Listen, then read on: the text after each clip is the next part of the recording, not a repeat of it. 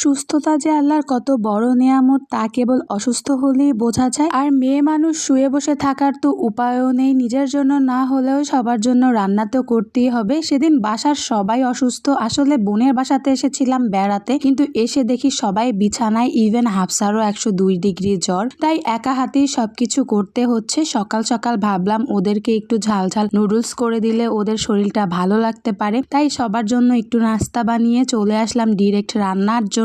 নিজের শরীরটাও খুব একটা ভালো না, এসেছিলাম ঢাকাতে ডক্টর দেখাতে, তাও আর কি করার, যেহেতু ছোট বোন অসুস্থ, বাসার সবাই অসুস্থ, সো ভাবলাম একা হাতেই সবটা সামলাই। কিছু কাজ আগে থেকে গুছিয়ে রাখলে কি হয়, রান্নাটা সহজ হয়। তাই মাছটাকে আগেই কেটে নিছি, ইভেন কাটাকুটিটাও আগে করে নিছি। এবার চালটাকে ধুয়ে আগে ভাতটা বসিয়ে দিব, ভাত বসিয়ে দিয়ে অন্যান্য কাজগুলো করব, তাহলে সবকিছু তাড়াতাড়ি হয়ে যাবে। অসুস্থতার মাঝে যদি বাসার পরিবেশ অসুস্থ থাকে তাহলে অসুস্থতা আরো বেড়ে যায়। তাই বাসাটাকে আগে ক্লিন করে নিচ্ছিলাম। বাসা যেমনই হোক, যদি পরিষ্কার পরিচ্ছন্ন এবং পরিপাটি রাখা হয় তাহলে কিন্তু মন শরীর দুটোই সুস্থ লাগে। আর আমার কাছে মনে হয় মন খারাপ থাকলে না শরীর অর্ধেক অসুস্থ হয়ে যায়, আর মন যদি ভালো থাকে, ইভেন আপনি হাসি খুশি থাকেন, তাহলে অসুস্থতা অনেকাংশেই কমে যায়। সবকিছু ক্লিন করে একটু জাম্বুরা মাখা করলাম, জ্বরের মহা ঔষধ এই জাম্বুরা। জ্বরের মধ্যে টক ফল খেলে অনেকটা ভালো লাগা কাজ করে, তাই সবাইকে একটু জাম্বুরা মাখা করে দিয়ে আবার রান্নাতে চলে আসলাম। ওইদিকে ভাত হচ্ছিল আর এইদিকে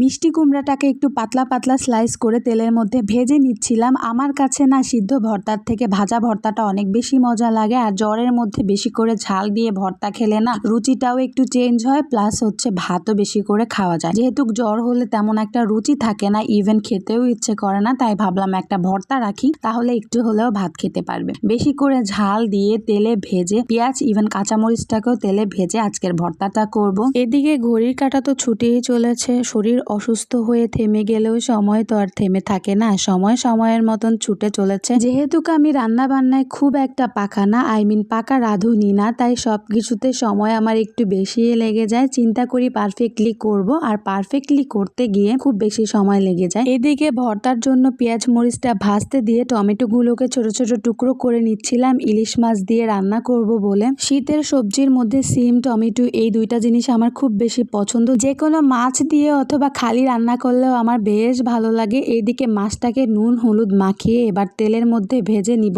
মানুষ চেষ্টা করলে পারে না, আসলে এমন কোনো কাজ নাই। একটা সময় কিন্তু আমি রান্নার রও জানতাম না, এখন আলহামদুলিল্লাহ মোটামুটি সবকিছুই পারি। যদিও একটু গুছিয়ে করতে, সুন্দরভাবে করতে সময় লেগেই যায়, তাও সবকিছু পারি আলহামদুলিল্লাহ। আজকের ইলিশ মাছটা বেশি করে টমেটো দিয়ে আর সিম আলু দিয়ে রান্না করব, তাই মশলাটার মধ্যে সিম আর আলুটা বেশি করে কষিয়ে নিয়ে সামান্য পানি দিয়ে তার মধ্যে মাছটাকে দিয়ে দিলাম। টমেটোটা সবার লাস্টে দিব যাতে সবজিগুলো ভালোভাবে সিদ্ধ হয়। শহর আর গ্রামের মধ্যে যেমন যান্ত্রিকতার তফাৎ, ঠিক তেমনি না মানুষ সবার থেকে ডিস্টেন্স ক্রিয়েট করে চলে। এই ফ্ল্যাটের মানুষ ওই ফ্ল্যাটে কি হচ্ছে জানে না, কিংবা অসুস্থ হলে কেউ খোঁজ নেয়ারও থাকে না। অন্যদিকে গ্রামে তার উল্টো, একটা মানুষ অসুস্থ হলে অন্য বাসা থেকে খাবার পাঠানো থেকে শুরু করে টেক কেয়ার করা অনেক কিছু করে। যাই হোক, অনেক কথা বললাম, ভিডিও অনেক বেশি লং হয়ে যাচ্ছে। এই ছিল সেদিনের দুপুরের আয়োজন। এবার সবটা ক্লিন করে নিব। ভিডিও এখানেই শেষ করছি। ভিডিও ভালো লাগলে ছোট করে একটা লাইক করে দিবেন, কমেন্ট করে দিবেন।